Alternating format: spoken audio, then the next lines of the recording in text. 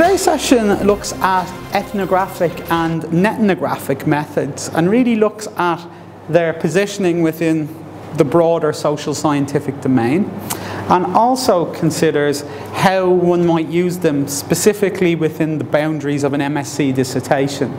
So while we're introducing you to the broader context of the method, we're also looking at the ways in which it can be adapted to a specific 12 to 14 week project.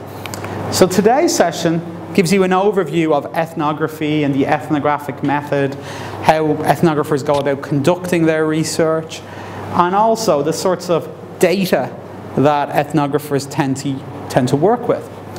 Then, for the second part of the session, we're going to look at netnographic research and what impact netnography has upon our understanding of consumer worlds, but also marketing practice related worlds, and indeed other contexts as well. So this is a method that has wide applicability beyond the confines of just merely business. So when we're talking about ethnography, we're literally talking about folk writing. It's writing about people, writing about cultures, and writing about the ways in which they're enacted and practiced in everyday life. Consumer anthropologist Arnould describes ethnography as clarifying systematically the ways culture simultaneously constructs and is constructed by the behaviour and experiences of members. So it's typically said that ethnographers don't just study villages, they study in villages. They look at what people's practices are, social practices, social relationships, exchanges, etc., and actually participate, what the methodology called participant observation, and looking at the ways in which everyday life is lived and actually writing about that as well. So it's about incorporating that understanding of everyday practice. It kind of has its roots in studies of sociology, really, society and culture, and it has its origins in the University of Chicago Sociology of Urban Life project, literally where researchers in the 20s and 30s were told to put down their textbooks and to actually go out and study real life phenomena in the city of Chicago. And it's used in a variety of different disciplines beyond anthropology, such as business, such as sociology, such as cultural studies. So a variety of social scientific disciplines use ethnography to actually understand how everyday social life is performed and practiced. In terms of its ontological and epistemological assumptions, and remember ontology being the nature of reality, and epistemology being what it's possible to know and how it's possible to know it, ethnography has a very interpretive research philosophy. So seeing reality as something that's socially constructed between members, and seeing the relationship between the researcher and the researched as something that's cooperative and interactive. So that separation you tend to see with positivistic studies of seeing the researcher and the researched as separate and not contaminating each other. The ethnographer is actually deeply involved and embedded within the communities in which he or she studies. It's sensitive to the researcher's subjective experiences. So the subjective experiences of a researcher are often inflected within an ethnographic account. What ethnographers seek is what we call ideographic knowledge. So they're looking for knowledge from the perspective of members, from the perspective of participants. It's very flexible to social context, because obviously if you are researching, for example, as Sudhir Venkatesh did in about 2009, looking at gang culture in Chicago, it has to be flexible to actually understand how gang culture is performed. So it's not it's driven by context rather than the agenda of the researcher per se. And it's very discovery orientated in the sense that researchers seek to uncover big ideas from looking at the practice of everyday social life. And a lot of these examples are really from organizational theory and marketing. But what sorts of social and cultural contexts are ethnographers interested in exploring? Well, it's a variety. Shooton and McAlexander study of '95 looked at Harley-Davidson communities, really looking at what it meant to be a Harley rider, what it meant to be the experience of riding a Harley-Davidson, and what was the rituals and practices associated with being a member of a Harley owners group, club. Other people have looked at, like Arnould and Wallendorf, have looked at rituals, and particularly around Thanksgiving, and actually spending time with people in their homes and understanding the meaning of Thanksgiving as a festival, and the types of food preparation and gift-giving rituals, etc., that are associated. Communities were looked at by Kozinets, in particular looking at Star Trek and what it meant to be a member of a Star Trek community and part of that culture of consumption. Cova and Cova have looked at tribes and consumer tribes and what it means to be a member of a consumer collective, specifically looking at the French inline roller skaters in Paris. And also, organisations and how organisational life is performed has been looked at by a variety of researchers, such as Marion Lien's work, looking at marketing and how marketing work was actually practiced and performed. So, lots of different aspects of consumption and organisational life are very much part of the ethnographic remit in terms of research. So what is it particularly useful for? It's interesting for looking at social processes and organisation. Change management, for example, could be quite interesting to look at ethnographically. Looking at practices and rituals of consumption. One of my own students who used a partial ethnographic method looked at people's buying behaviour and looking at how they how they interacted in the retail context, looking at Abercrombie & Fitch and Hollister as retail contexts. Looking at relationships between consumers and between organisations and between individuals within organisations, and examining the composition of those relationships. Exchanges, obviously, between people in organisations is important. If you look at Brian Moran's work called The Business of Ethnography, the whole notion of exchanges and networks and interactions forms a crucial part of that work. The roles that people perform every day and how they actually perform them. So there's a variety of different social contexts that ethnography is particularly valuable and useful for exploring. The advantages of this approach to research, and it's not always very common, but is very useful, is that it provides rich and deep insights into everyday social worlds and social realities. And often ethnographers can report on context from an insider perspective. So they can see things that maybe people who just do interviews won't be able to see. They can actually witness processes in action. It's moving beyond the interview rhetoric. So often, as sociologists remind us, there's often a big difference between what people say they do and what they actually do. So it's actually looking at real life performance of roles and activities. It's very data-driven and data-intensive, and to be quite honest, doing a full-scale ethnography can often take periods of months, if not years. So this is not necessarily the best methodology to use for an MSc, but I think you can certainly incorporate partial ethnography, or what's sometimes called by Elliott and Elliott quasi-ethnography. So incorporating elements of ethnography into your research. It's very discovery orientated, so it's exploratory, it's about understanding kind of what variables are there and kind of formulating them really for future analysis. And it's very systematic, and it typically very rigorous as well in terms of its application. The disadvantages of doing ethnographic work are that it is very labour intensive and really requires the researcher to be immersed within that social context. So it's very involving, very personal, and you have to be able to manage your time and your data effectively. It's inherently messy because it isn't as structured as maybe doing a survey where the parameters are very clearly outlined.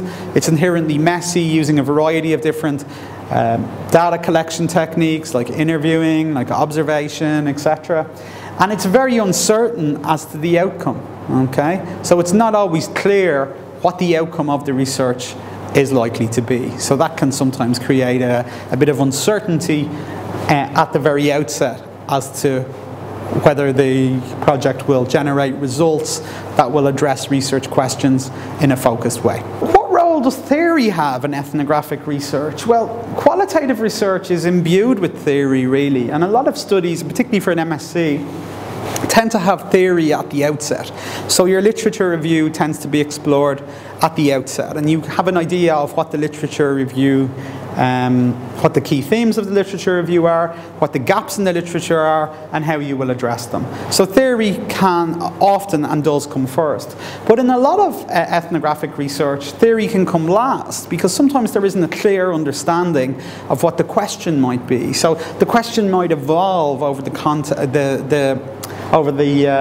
period of which the fieldwork is done. But often what you find with ethnographic research is that theory and data are generated simultaneously. So it's collecting data and understanding its theoretical relevance and writing up a project that has traction and that's potentially interesting.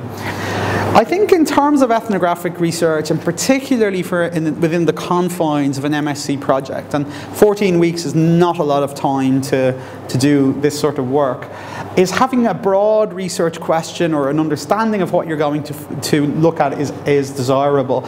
But sometimes in qualitative research, the nature of the question evolves over the context of the period in which the inquiry takes place. So the question evolves, it develops over time. Focusing the ethnographic lens on what's important and what's interesting is really, really vital, and particularly if you're looking at a study that's done over a period of weeks rather than months or years.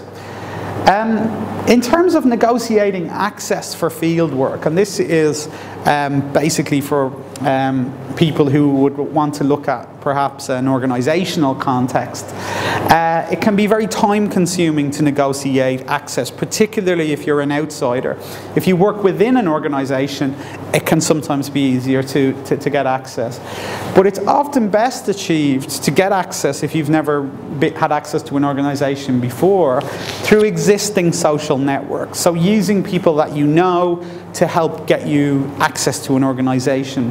But confidentiality is a major issue, and obviously organizations have a lot of sensitive data, and this can sometimes be problematic in terms of accessing fieldwork for a study. So for an ethnographic study, it requires researchers to interact with everyday lives and interact with how people perform everyday life. There can be what's called non-participant observation, where the researcher doesn't play an active role but actually just observes, or participant observation, where the researcher is an active part of the research and actually reflects upon their experience, or what Tedlock describes as their observation of participation. But there is a sense that researchers have to keep some level of critical distance, and this became particularly apparent in Venkatesh's study of the gang culture in Chicago, where he became so embedded within the community that there were actually some legal and some criminal implications of his research if he continued to stay embedded and not have some level of critical distance at the end. So there has to be some level of critical distance involved. What sorts of data do ethnographers work with? Well, they tend to work with a variety of different sources. They can conduct interviews within the context. They can rely on photographic evidence that they take, or indeed increasingly video ethnography. Field notes, which are really essential for ethnography, which is keeping and charting your experiences within the field through a journal or a diary. Keeping record of informal discussions, obviously journals of the participants of the ethnography, or indeed the ethnographer him or herself. Surveys can sometimes form part of an ethnography as well. electronic sources, and we're going to look at that in relation to netnographic research, or any sorts of organizational documents or historical documents or any sort of secondary sources that can help inform the social context in some way. Reflexivity is important in ethnography as well, and it's the idea that the researcher is aware of their impact upon what's being studied.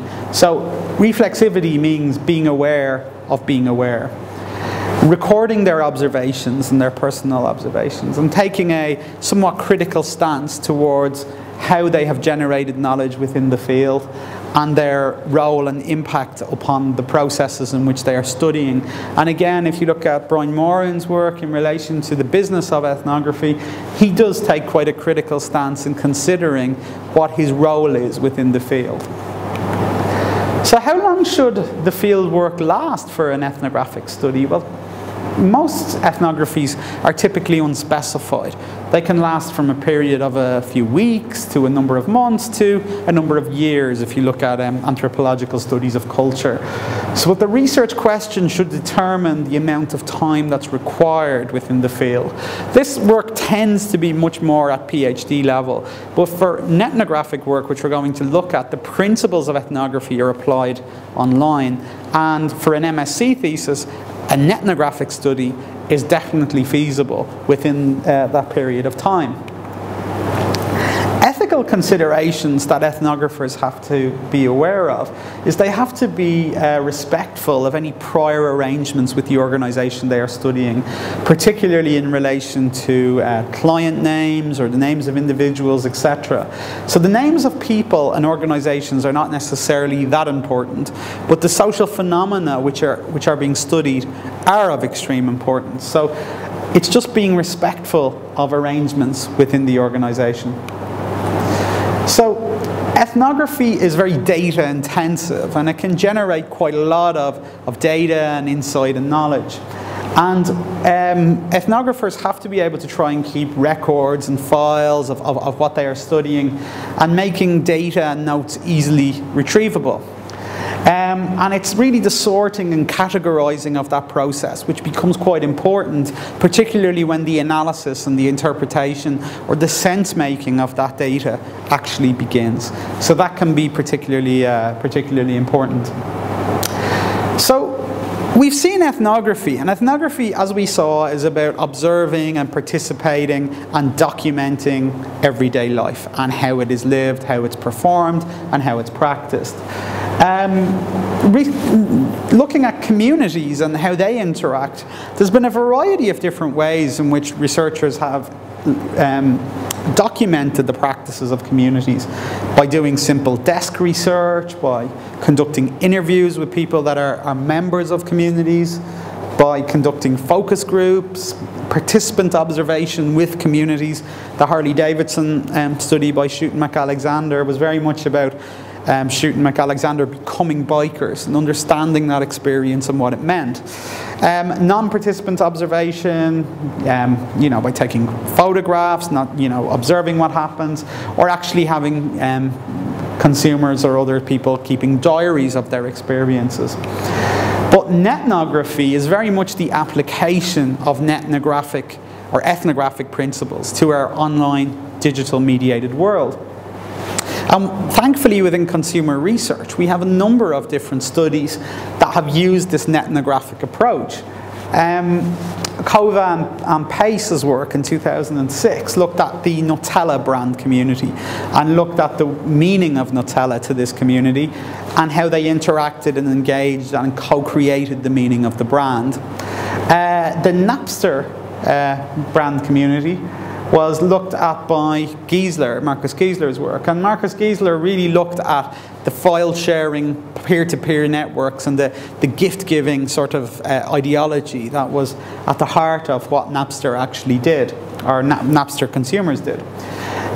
Muniz and Schau's work looked at the Apple Newton brand community, and this is quite an interesting study because they looked at what the Apple Newton meant to consumers who were abandoned by Apple, because this was essentially a brand that Apple didn't really care about anymore, didn't really support, yet it was kept alive by its users. And the Apple Newton was a Palm Pilot introduced by Apple in the early 90s and discontinued a couple of years later. But it still, even to this day in 2012, has a very committed and very passionate brand community that don't want to see the brand die.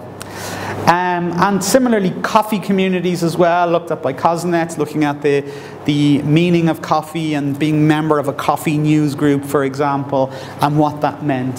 So netnography, the application of ethnographic research to online digital contexts, is very, very popular in social scientific research and is used by students at University of East London to actually generate findings that are meaningful.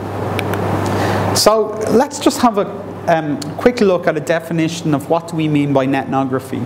And this is by Jupp, cited in Kozinets, but he describes netnography as an interpretive methodology that adapts traditional in-person ethnographic research techniques to the study of to an anthropology, to the study of online cultures and communities formed through computer-mediated communications. So that basically means this is the application of ethnographic principles and research to online computer-mediated communication and interaction.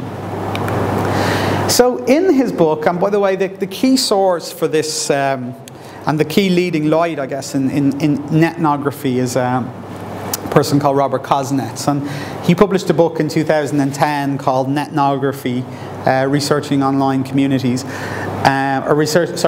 doing ethnographic research online.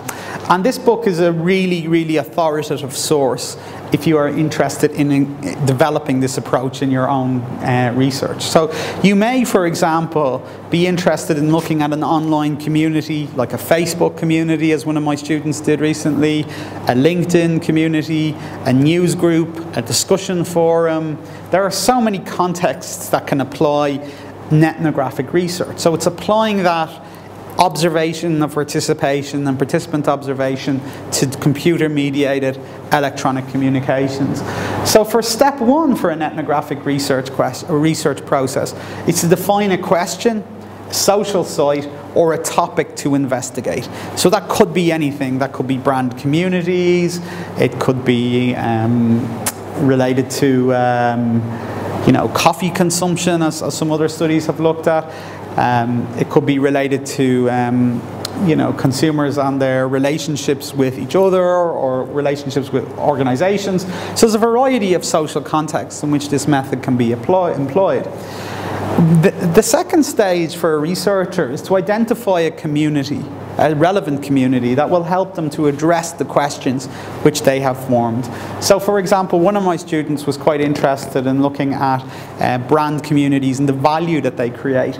And she looked at the Alfa Romeo brand community and for a number of weeks studied a group of consumers for Alfa Romeo called the Alfista and looked at their interaction and engagement on a website called socialwall.net. And she did that over a period of weeks, looking at their interaction, cataloguing their engagements and interviewing them offline as well. And that formed part of her netnographic study, of which she received a prize from the Worshipful Company of Marketers. Step three involves the researcher being some sort of a participant, engaging with the community and immersing him or herself in their interactions, and collecting data ethically. So this means not just kind of quoting people within a research report, but making sure that you have the consent of an individual if you want to quote them, because all online material is easily traceable and it can be traced back to an individual quite easily.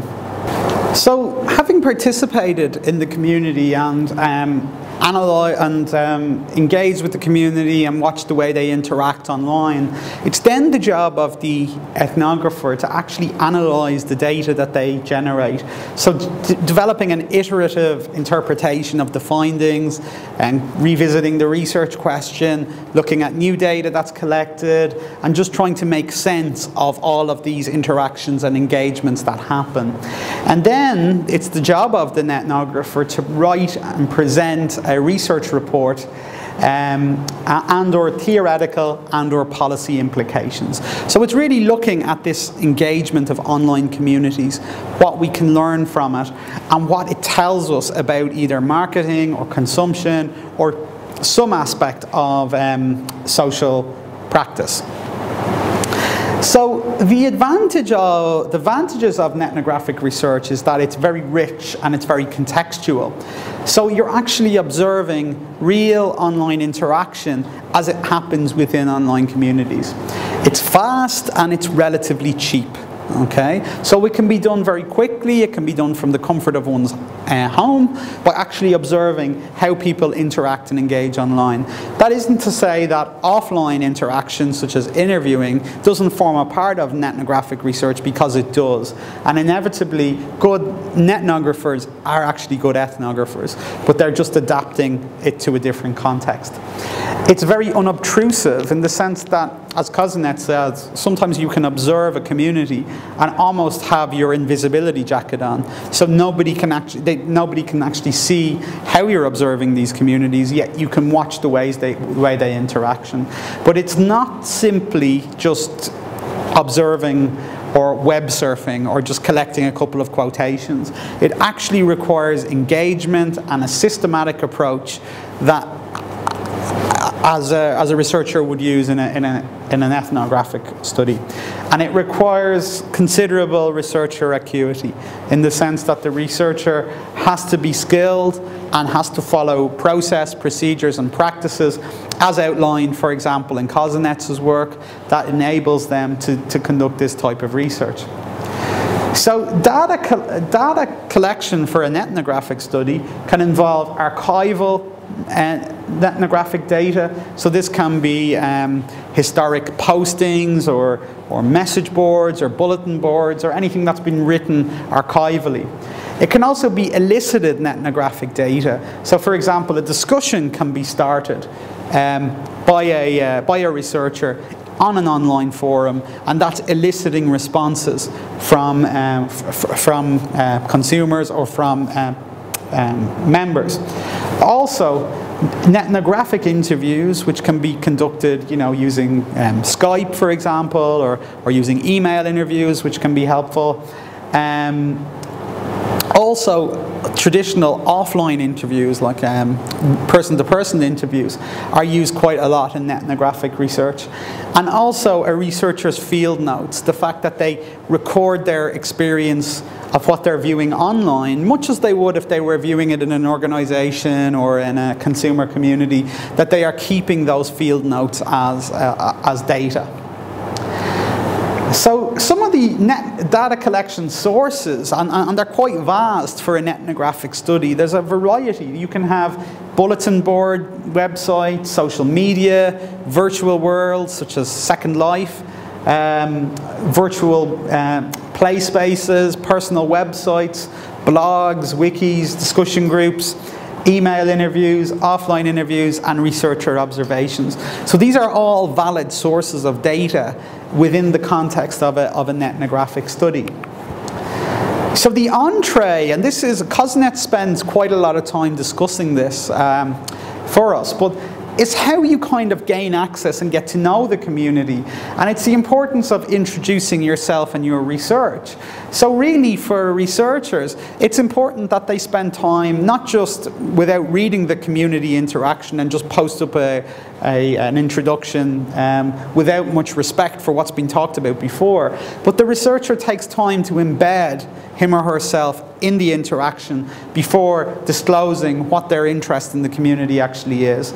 So there are certain appropriate discourse, rituals and customs that are associated with online communities, and it's important for ethnographic researchers to follow this etiquette in how they go about researching these communities, and very much based on this whole notion of participant observation. So taking part, but also observing what's happening in the social space, or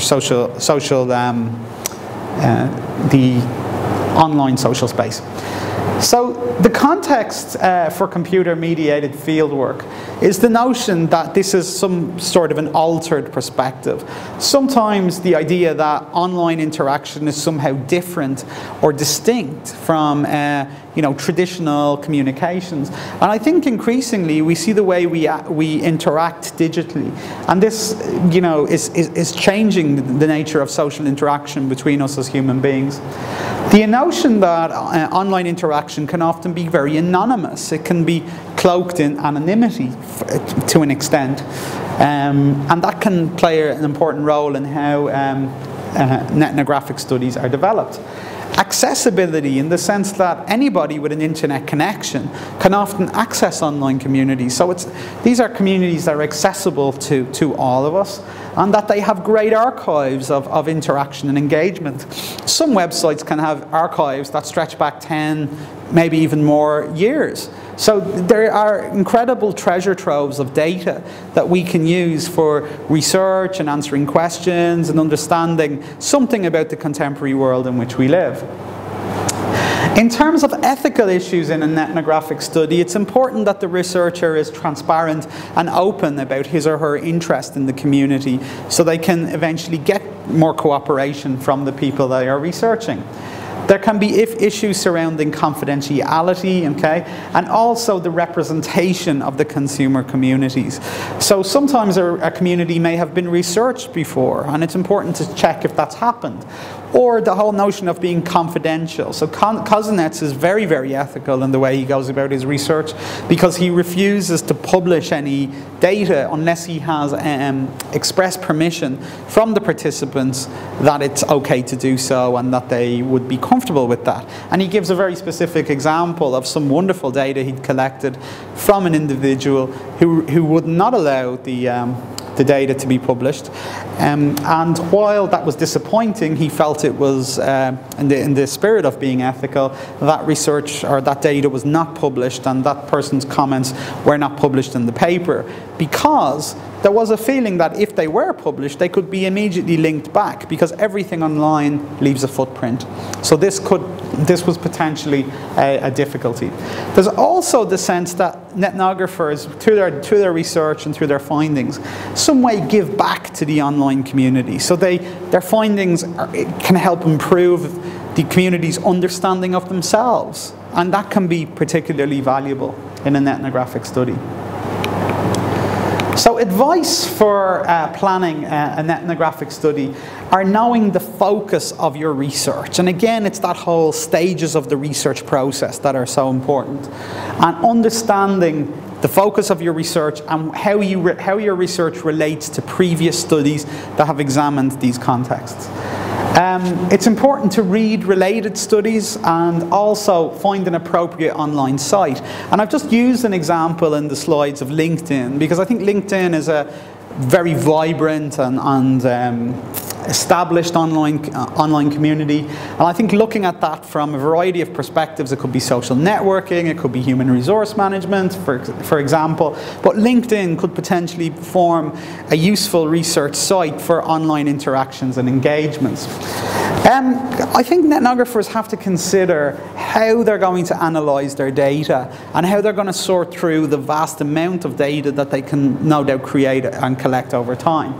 They have to familiarise themselves, and this is so important, with the online community. So they have to understand what are the traditions and rituals associated with this community, and actually understand how to fit in and how to participate and how to become a legitimate member of the community that they are studying. They also have to gain ethical approval. This could be particularly important if the researcher is studying something that's culturally sensitive or commercially sensitive.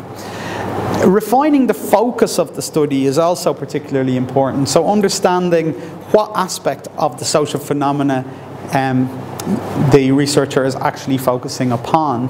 Now, this can evolve through the process of the study, but in the final report, the researcher needs a focus, and that, as I say, that focus can shift during the inquiry, but there has to be a clear progression of ideas and a reason why that has shifted. They can use different strategies for data collection. There can be archival data, elicited data, and then online, offline interviews, and a variety of other techniques. But crucially, netnographers need to begin observations and keep their field notes, so they're charting and evaluating these online interactions and discourses. So it's suitable netnographic research, and a lot of the netnography we've quoted is really from consumer research studies and information society. So obviously for marketing and consumer behaviour this has applicability, but also for any sort of social scientific research that involves online interactions and engagements where it's going to be possible for a researcher to participate and be involved. This can be useful. The information society, obviously, and online interactions are an important aspect of this and can really play an important role. But also online and offline interviews can be particularly valuable to adding to the netnographic story. Other things surrounding netnography are that it's very rich and it's very contextual. Okay, so it's actually examining social interaction online as it happens, and it can generate voluminous data archives. So it's important for researchers to think about the data that's important and relevant to them in addressing the research questions that they pose. So, just some comments to conclude. Ethnography and netnography are hard work. They are hard, active work. So collecting data in an organizational context or a consumption context is difficult, but observing online interaction is also difficult. However, insider perspectives are truly fascinating and are very distinct and different and provide us a rich understanding of new social contexts. So ethnography is rich and flexible to social context, and netnography as well can give us a unique understanding. I believe netnography, while there are a relatively small number of studies, it has been picking up pace in recent years, and I do think it's a methodology that's going to continue to gain prominence, continue to gain visibility within the discipline, and I do think it's a methodology that students will adopt more and more for MSc or indeed undergraduate dissertations.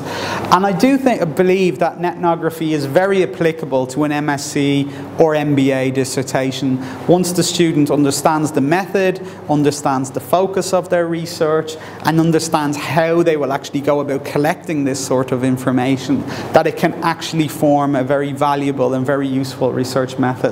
But both ethnography and netnography in the social sciences have vastly enhanced our understanding of various social phenomena, and we think for an MSc or an MBA dissertation they can be applied interestingly and usefully for a UEL or other type of project.